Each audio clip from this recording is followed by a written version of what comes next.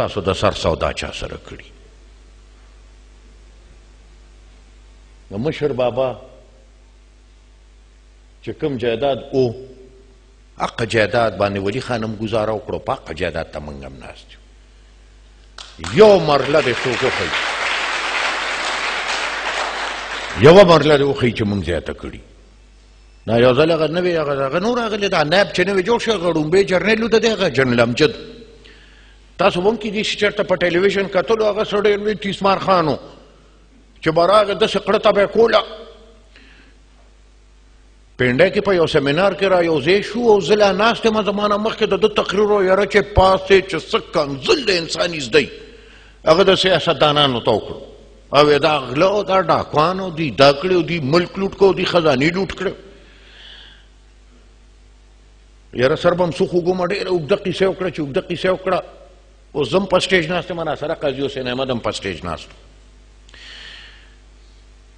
چې دی کېناسته زما نمبر ون چې زه پاسېدم ورته چې جرنیل صاحب داسې چل دی چې ته خو رالې او دلته دی د خپل د فوجي د هغې مخصوص ژبه کې چې څه کنځل ستا زده و هغه دې موږ لا وکړه. نو ما ورته یې راځه که نه یو کار وو مې دې قاضي حسین احمد سره به په دې جیب کې آیات الکرسي وي مې د ده به د جیب هغه آیات الکرسي راوالو او مې دلته د دې خلکو په مخ کې به زه په هغې لاس کېدم. ما په سن 90 کې لومبی الیکشن کړی دی چې په سن 90 کې زما کومې اساسې وې جرنیل صاحب زه بیا تا ته وښیم او دې قوم ته به وښیم او نن چې زما کومې اساسي دي زه بیا دې قوم ته وښیم. کوم هغه وي خو ټیک شوه که زیاتې وې نو دا درته نه وایم چې زیاتې واله که مې اساسې زیاتې کړې وې زما ټول جایداد واله او ما پانسي کا. دی خواهشاته ناسته وایي چې بس یی میں چاہتا ہوں. ما ورته ته دونه صبر خو که د خدای ظالمه چې زه خپله خبره خو خلاصه کړم که نه مې جرنیل صاحب چې کله زه دا خلاص کړم نو بیا به ته راشي ته به راشي او ته به په دې آیات کرسی باندې لاس کېدې او ته به په دې باندې قسم وکړې چې ته په فوج کې لفټین برتي کېدې ستا اساسې وې او نن د جرنیل په حیثیت ستا اساسې دي بیا به کینو حساب کتاب به سره وکړو چې ملک چا لوټ کړ. ما ورته مې ستاسو د نه په باره کې خو زمونږ اړخ ته خبره مشهوره ده یو ځنګل کې یو نوی باچا راغی حکم یې وکړو ویې چې هر یو ځناور رانیسئ وې د دې غوږونه هم ناب کوئ او لکۍ هم ناب کوئ د چا غوږونه چې د لکۍ په تناسب کې ني نو پرې کوئ تې نوم یې ځناور چې و هغه غروالې منډې کول ټولو منډې والې پکې منځ کې سویه موږ ورته سویه وایو سویې هم پکې منډه واله څوک پکې هوښیار غونته و هغې سویې ته یې وایي چې د خدای بدبختي ته څه پسې منډه وې ستا دا غوږونه او ستا لکۍ خو ټیک په تناسب کې دي. هغه ورته یې زه هم پوهېمه چې شی په تناسب کې دي دواړه وایي په داسې ظالمانو اورېدلي چې هغه ولې پرې کوي یا د هغې نه پسې ناب کوي.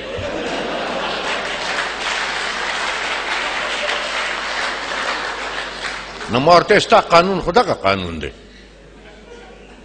موږ وایي غله به ونیسي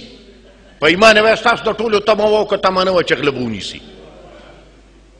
هغې یار نوري سو نه کړه تش هغه ټول غلې راوستل هغې دغه سره وزیران کړه. په آفتاب خان د غلا کیسونه شته او که نشته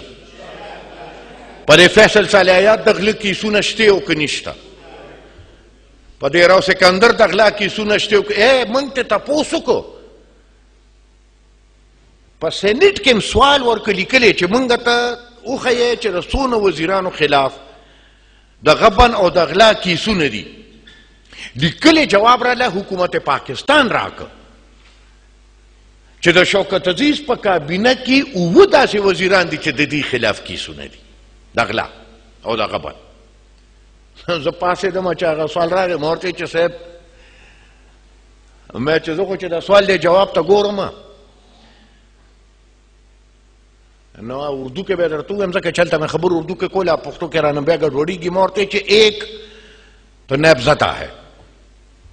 نیب زدہ وہ ہے جو اپنا ضمیر نہ بیچے جو اپنی سوچ نہ بیچے جو اپنی فکر نہ بیچے جو اپنی سیاست نہ بیچے. तो वो जेल में चला जाता है। एक नैबजादा है जो अपनी सोच बेच देता है,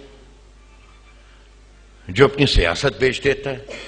जो अपनी फिक्र बेच देता है, जो अपना ईमान बेच देता है। न दा द्रे पके परे मखकनो कुर्सों के नास्तु न मैं सर वो इनकी तरह जेल की कार्ड कोटलियों के बजाय जाके तो मिनिस्टर्स कॉलोनी में बंगलों में बैठ जाते हैं। चुदा यो मुल्क वजीरान खुद वजीरान इख्तियारमंद भी करना चे इख्तियारमंद पखपल अगलिशी मां जमाली खुश निश्ता जमाली साहब तम यो रोज हुई ना गवे वे यार मुंसू को आखिर हुकूमत हम जोड़ोल गाड़ी च मारते में था आखिर दाखलम वो ले रागुन करो वे च जमंग लार निश्तो ले फरियादों को मां गले गले और इधर ब्याह में औरत पारे आखिर में औरतें च जमाली साहब से ढेर पादब स्टा सुना खुदा रा पुख्तनो खुद उजरो मतली भी ना कद उजरो मतली है लेकिन रास्ते का ना सर पतोला सड़े बराबर कल ना कल नमराजी मौरते दा तच मा तक में खबर है के न मैं जमंग पर पुख्तनों के वो मतल दे उजरे हुई ची उस खर ने इंगोर कटता वर वोड़े ची इंगोर कटता वर वोड़े दा वर से उकड़ो नो पाखिरे ले वरता गुतकड़े नो यो दो गरबे खपल इंगोर वाला वे चे पलिती लूरता खु न चिगी वाले न उजड़ल दाता आगे वरते चे बाबा दा जड़ा से खु में तवे नो चे तारा सर दा सुकड़ो ज चातो जाड़ मा पदे पता पेचे न मरते जमाली से तुम्हें वजीर आजम है तन माता वे चीज मजबूर है चीज अगले वजीरान कोम न मंकम ख्वालाड़